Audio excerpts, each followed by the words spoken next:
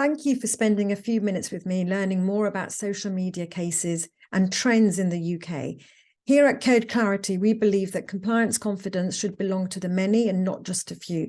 And so with that in mind, I'm going to be talking about the complaints in terms of risks, consequences, but most importantly, how we can mitigate this risk and gain confidence in using social media.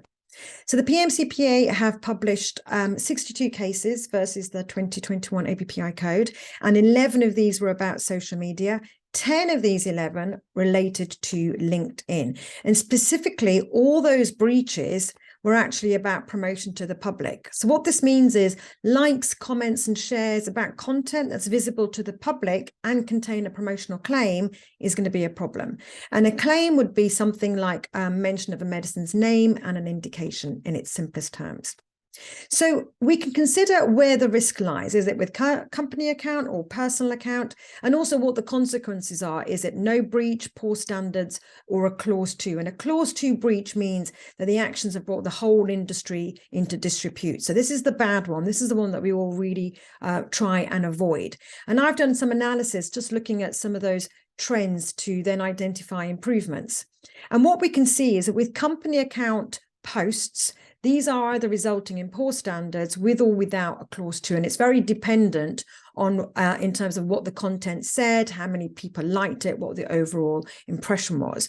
But with personal accounts, it's actually slightly different because also your personal account on LinkedIn is made up of experience, profile, and post. So your experience section, which of course is the section which is a bit like your CV, can contain mention of a medicine and an indication. That would be a no breach, as was ruled very recently for Leo and also Roche.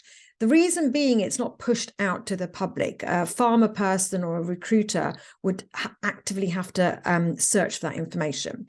But that's very different to your profile. So your job title would proactively be seen by all your followers. And if that contains a claim, that's going to be something like a breach of poor standards.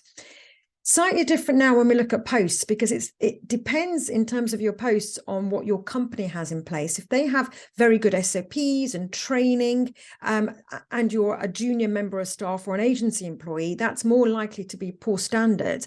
But look at this, if you're a senior employee, what you do could result in a clause 2. And the thinking behind that, of course, is that senior people's posts are more likely to be liked and shared by junior company staff.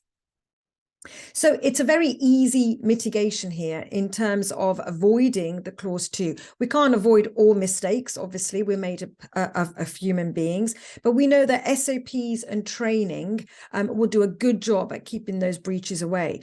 In terms of the areas that you need to focus on, LinkedIn is the social media platform that causes the most concern. Senior employees, agency staff, and posts about medicines. And we also know that if you have an SOP and training in place, that is more likely to trump the position of the employee. Thanks very much for listening, everyone.